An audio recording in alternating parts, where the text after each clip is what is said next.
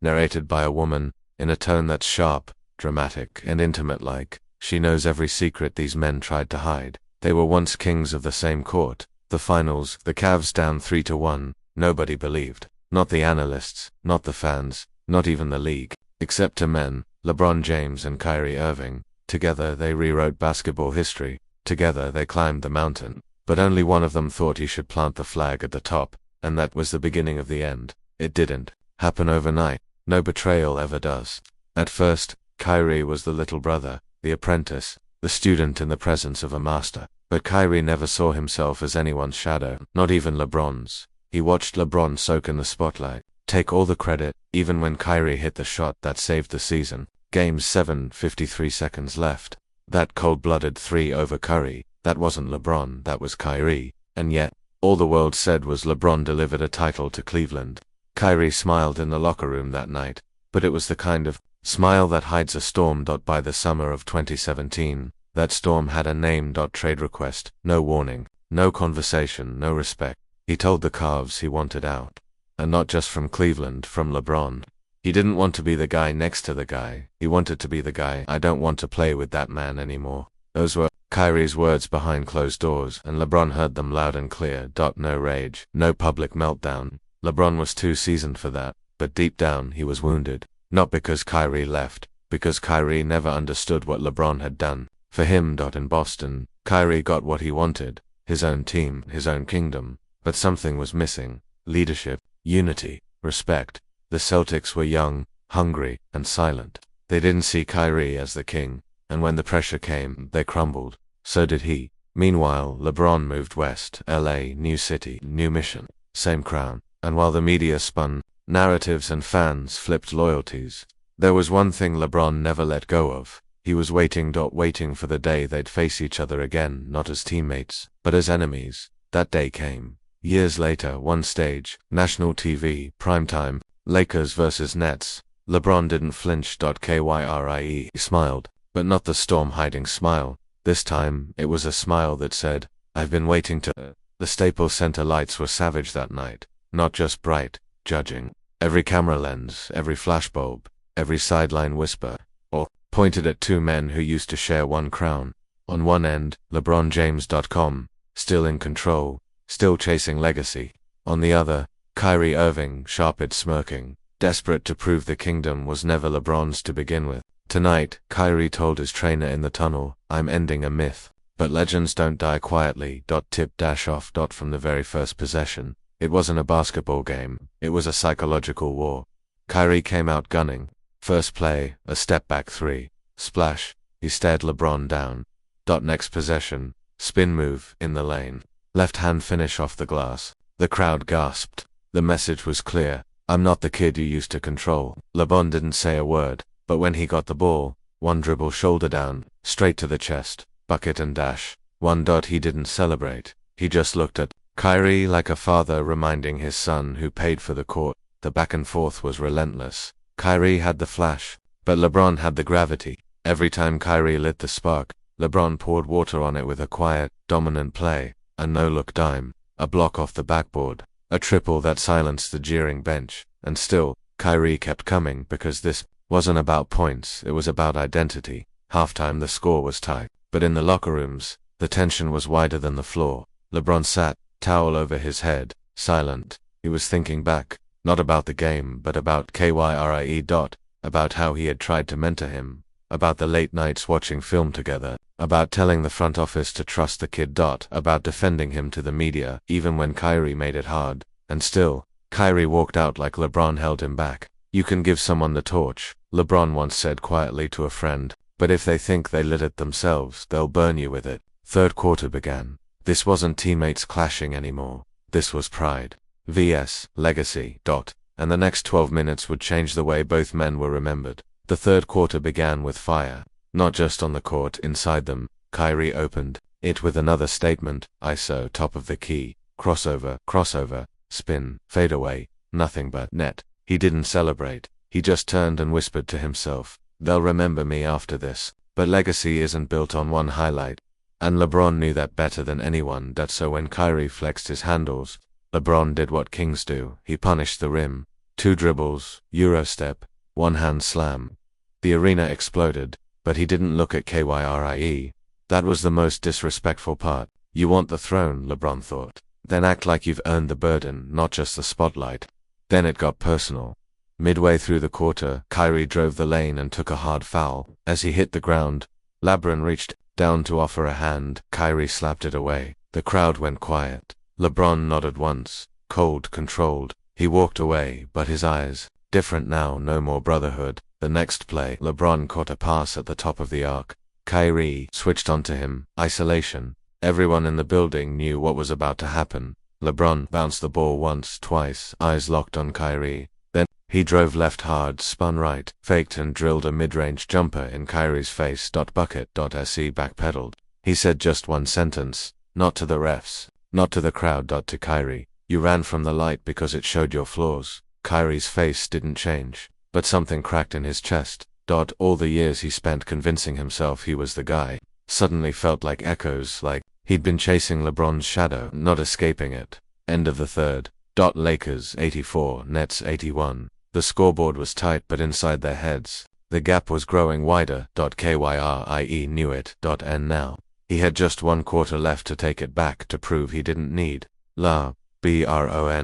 Not then. The fourth quarter didn't begin with noise, it began with silence, the kind that falls before an earthquake, the kind that tells you everything's about to break. Kyrie sat at the end of the bench, towel over his head, elbows on his knees. His heart wasn't tired, his pride was. You asked for this, he whispered to himself. You wanted to prove you could beat him.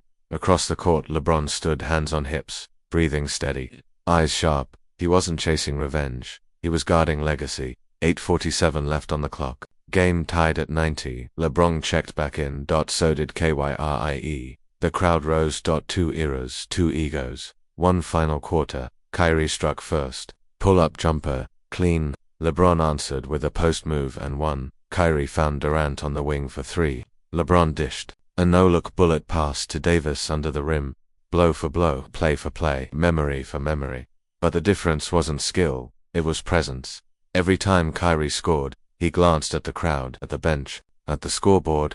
Every time LeBron scored, he looked at Kyrie. He wasn't playing the game, he was controlling it. Then came the moment, 1:32 remaining. Lakers up for Kyrie, came down, called for isolation. He danced, he dribbled, he pulled up from deep. Miss. LeBron snatched the rebound like it insulted him. He walked it up, slowly, calmly, no plays called.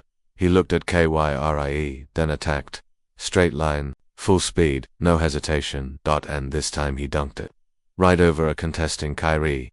Arena explodes. Kyrie hits the floor. LeBron lands, turns, and doesn't even look back. Timeout Brooklyn. The camera caught it all. Kyrie, hands on knees, breathing heavy. LeBron, stone-faced, emotionless. One had chased greatness, the other had become it. As they walked to their benches, LeBron finally glanced his way. Just a whisper. I didn't leave you behind, Kyrie, you stayed behind. The buzzer sounded minutes later. Lakers 111, Nets 104. But the score wasn't the story. The story was what everyone saw. You can run from your mentor, you can talk your way into the spotlight, but you can't erase the truth. Not every prince becomes a king. Not now. The game was over, but the headlines were just beginning. LeBron shuts Kyrie down in prime time. Former teammates, now bitter rivals who really built the Cavs dynasty. Kyrie didn't stay for handshakes. He didn't swap jerseys. He walked straight to the locker room, past the media, past the cameras, past the whispers that felt louder than applause. Inside, he sat alone, towel over his face, fury in his chest. They'll say, I failed. Again, and this time, he couldn't argue. On the other side of the arena, LeBron answered questions with the same poise he always had, calm, measured, unshaken. Until one reporter asked the question everyone wanted. LeBron, if Kyrie had stayed, do you think you two would have built a dynasty together? There was a pause, then he nodded. Probably. But sometimes, people leave because they don't realize they already had what they were looking for. No malice, no shade, just truth. And that was the part that hurt most. The clip went viral in minutes. ESPN, Bleacher Report, Twitter, TikTok. The quote was everywhere. Fans debated, analysts dissected, players subtweeted, and Kyrie. He watched it alone in his hotel room. Screen glowed in the dark as LeBron's words echoed. They don't realize they already had what they were looking for. That night, Kyrie didn't sleep. He went through old footage, minus 2016 finals, Game 5, Game 6, Game 7. He watched his own shot, the one over Curry. Then he watched LeBron's block on Iguodala. He paused the screen. 2 moments, 2 heroes, 1 memory, but in every highlight reel, every recap, every documentary, the story was always told the same way. LeBron led them back from 3-1. Kyrie was just part of it, but maybe that's what haunted him most. Not that he left, but that after everything, LeBron didn't need him to stay legendary. 3 days after the game, Kyrie made a call he never thought he would. No agent, no media, no PR spin. Called LeBron straight up. The phone rang once, twice, then click. Yo, LeBron's voice was cool. Guarded. Kyrie didn't wait. We need to talk. In person, not for the media, not for the cameras. There was a pause. Then came the reply, where they met that night in a private gym in LA. The same gym they used to train in together during off-season. The place smelled of old sweat, leather, and history. LeBron arrived first. Black hoodie, no entourage. He was shooting free throws. Alone, Kyrie walked in quietly. No ball, no smile. 2 men, no jerseys, just truth. Kyrie stood at the 3-point line. I used to think I needed to get away from you to become great. LeBron caught the ball. Dribbled, shot, swish. That's what you said. Kyrie stepped closer. But I didn't realize. I wasn't running from you. I was running from my own fear of never measuring up. That landed, not like a punch, like silence after a storm. LeBron finally looked up. You think I didn't see that back then? You think I wasn't trying to protect you from that pressure? Kyrie laughed, but it wasn't joy, it was regret. You protected me so well, I started to think you were holding me down. LeBron walked past him. I was trying to lift you up. I know that now. They stood in the middle of the court. Same place where they once ran drills. Same floor where they used to dream. Now. It was where a rivalry came undone. I didn't hate you, Bron. I hated feeling like I didn't matter next to you. You always mattered, Kai. But you wanted the world to see it before you believed it yourself. Kyrie swallowed hard. I said things I regret. Did things I regret. LeBron nodded. We both did. No handshake, no hug. But when LeBron picked up the ball and tossed it lightly to Kyrie, that was the handshake no cameras would capture. That moment, but that was the real closure, that the ego didn't disappear. But for the first time, it didn't speak louder than the respect. Weeks passed. The headlines moved on. New drama, new stars. The sports world had already found another storyline. But for Kyrie Irving, something had shifted. Not in the media, in himself. He was still electric on the court, still unpredictable. But the wildness in his eyes, gone. There was something else. Now clarity. In a press conference after a comeback win, a reporter asked, Kyrie, would you ever team up with LeBron again? He paused, smiled, not arrogantly, but peacefully. No need. We already did something no one can erase, and that chapter's written. Meanwhile, LeBron kept doing what LeBron always did. Winning, leading, mentoring, but there was something different in his tone. Less urgency, more perspective. In an interview with a former teammate, he said, Kyrie's story isn't about leaving me, it's about finding himself. And I had to let him go so he could see what I already saw in him. The quote didn't go viral.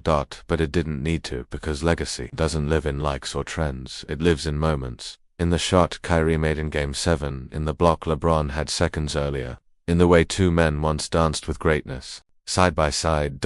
And in how they walked away from it, not enemies, not teammates, just men, scarred, human, and finally, free. Legacy isn't just built on wins, it's built on what you survive and what you're willing to forgive. And that's what this story really was. Not about a crown, not about a throne, but about 2 kings who finally stopped trying to outshine each other and started remembering why they rose in the first place. The end.